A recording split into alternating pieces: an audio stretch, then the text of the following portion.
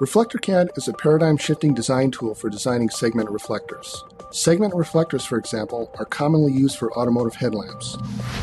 The Exterior Lighting Test Module, ELTM for short, is an optional add-on for our Advanced Systems Analysis program, ASAP.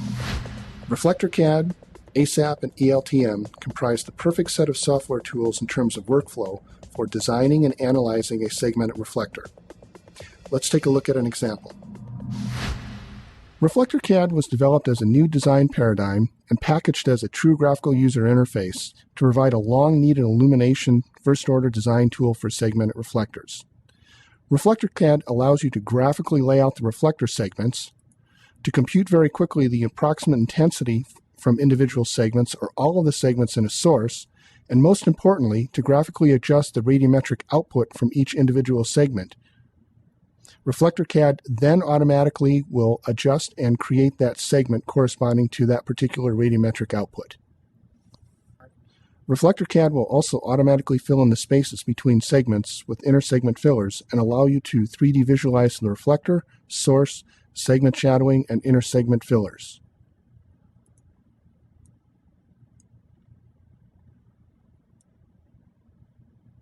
The resulting reflector segmentation geometry, including inter-segment fillers, can be directly output to ASAP for further detailed engineering design and analysis, or to an IGES file for use with the CAD package. Another very important feature in ReflectorCAD is the ability to visualize a gradient anywhere within the luminous intensity output screen. This is a very important feature as gradients are becoming a more and more important requirement in the design of reflector systems.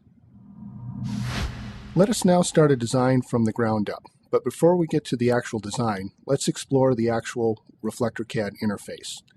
On the left-hand side, we have an area where we'll be entering the actual segments of the reflector. On the right-hand side, we have the area which is going to be the luminous intensity output from each one of the individual segments as well as the reflector as a whole.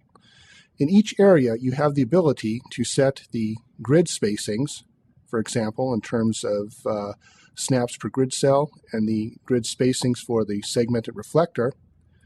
You also have the ability to set the same grid and snap settings in the output window.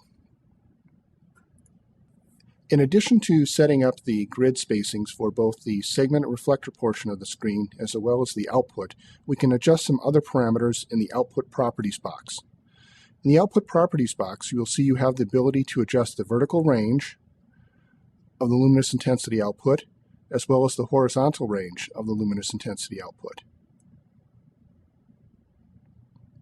Additionally, you will see an output scaling series of boxes. ReflectorCAD actually does not take into account the Fresnel reflections at the segmented surfaces.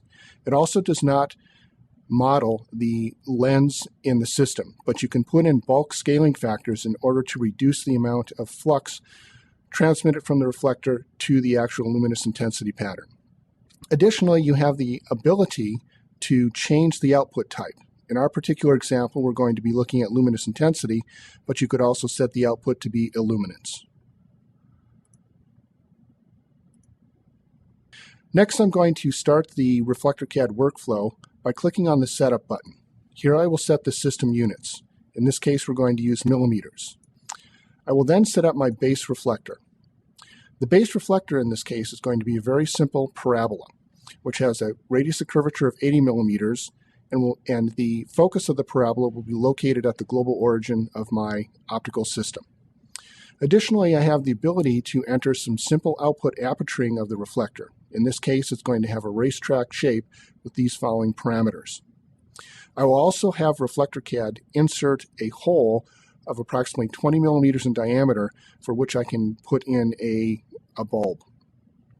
ReflectorCAD has the ability to accept other types of surfaces as well. For example, you can import surfaces from ASAP, or you can translate IGES surfaces and use those base surfaces in ReflectorCAD. Next, I will set up the source or assign the source that I want to use for my particular design. Come up to the Source button, click on the Properties option, and come over and choose my source. ReflectorCAD has a variety of different sources that you can use for various automotive applications, including arc sources, head and fog lamp sources, LEDs, and tail and signal lamps. In our particular example, we're going to be designing a fog lamp. So I will click on the fog lamp section, and I will come over and I will grab an HB3 source.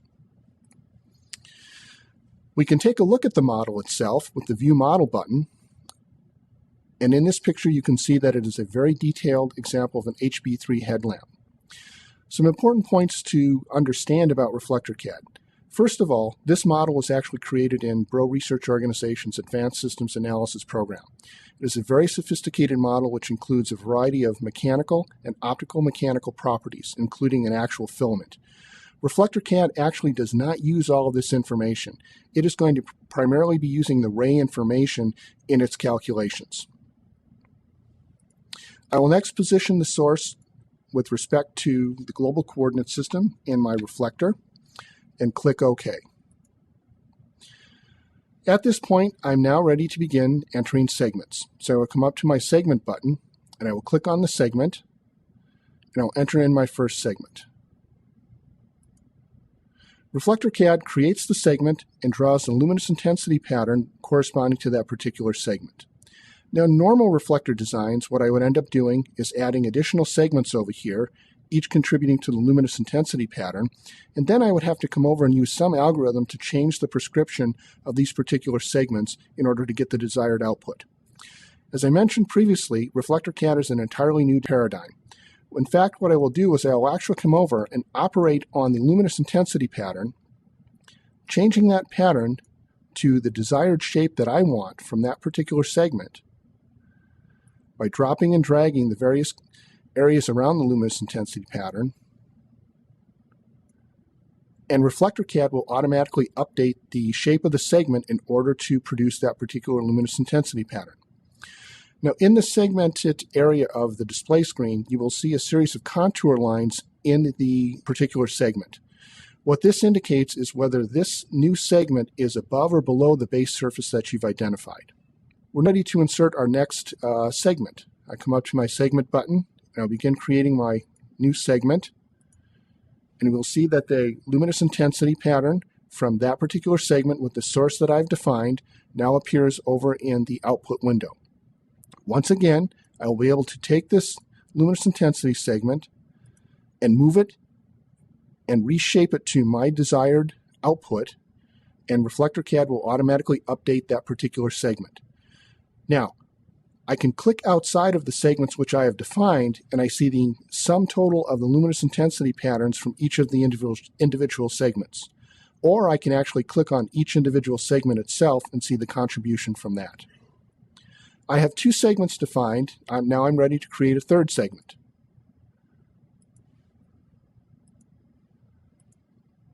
This is a luminous intensity pattern from the third segment. I'm ready to reposition this third segment to give the desired performance that I want from this segment.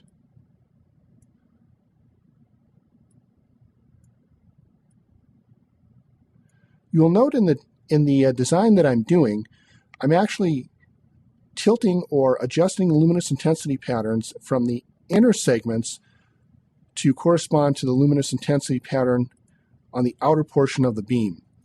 And the segments which are furthest away from the lamp actually correspond to the luminous intensity patterns at the center of the beam itself. This is a standard practice in designing segmented reflector systems. What we can see now is the sum total of the distribution of those three segments. The next thing I would like to do is take a look at how those segments actually appear with respect to the simple source that I've defined. You can see the three segments and the source down here. ReflectorCAD automatically puts in the inner segment fillers for me. I do have a small problem here that I have to correct in my design.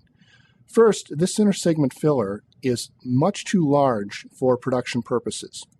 This inner segment filler over here actually has a direct path to the source, so light from the source can reflect off of or scatter off of that inner segment filler, causing a glare problem in the beam pattern. So what I really need to do is I need to shadow this inner segment filler by these other two segments. I can also look at that information numerically inside of ReflectorCAD. By highlighting a segment, such as my center segment here, then with the Shift and mouse keys, I can determine how far in front of or behind a particular segment is with respect to another segment. Green is good, red is not so good. Now what I can do is come into each one of these individual segments, go to their vertex properties, and actually shift them with respect to one another.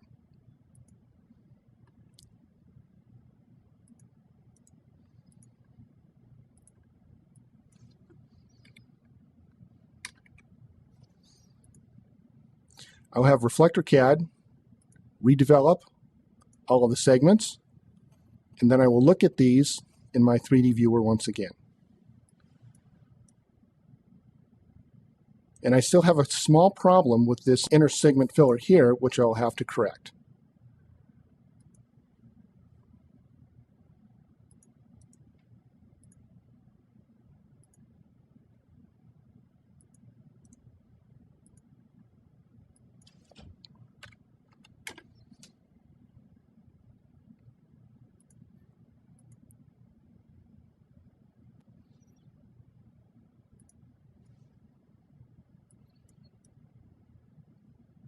Now I have my segments shadowed by one another, so that direct radiation from the source will not hit the inner segment filler and cause a glare problem in the resulting beam distribution.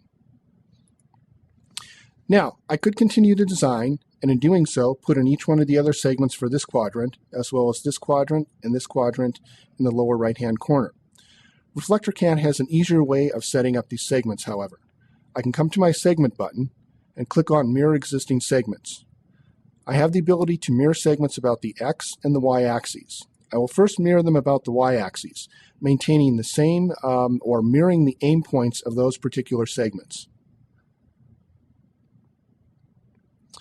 Next, I will come back to my segment button and mirror the existing elements about the X axes, but I don't want to mirror the aim points because I want the distribution pattern from those segments to end up in the lower portion of my output window.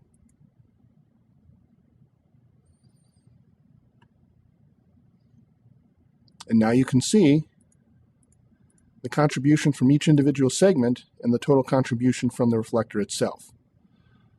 It's always a good practice to check the reflector and the segment spacings with respect to each other to make sure there's not a problem with the inner segment fillers. And clearly down here I have a problem with these two segments. The inner segment filler is clearly visible or in direct path to the actual source itself, and that will produce a glare problem. I can come in and adjust each one of these segments if I want to, but what I will do in this case is I will delete both of them and create a single segment in their place.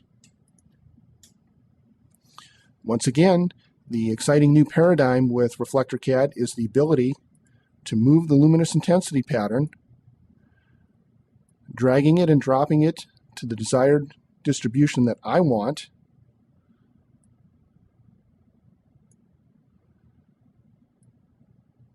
with ReflectorCAD automatically updating the segment itself.